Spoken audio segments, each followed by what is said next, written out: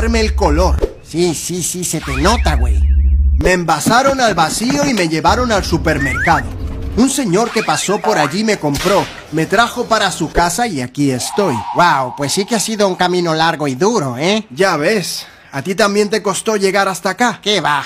Yo me quedé tranquilito en el árbol hasta que maduré y solito me caí. Un señor que pasaba me recogió, me trajo para su casa y aquí estoy. Mira tú. O sea que tú eres eso que llaman natural. 100%, compadre, sin conservantes ni colorantes. Solo un ingrediente. Ya, pero con una vida bien corta, ¿no? Ok, prepárate, palta, que ahora mismo te voy a comer con mi tostada. Vale, espera que me destapo. No, tú no. Primero el otro, el natural.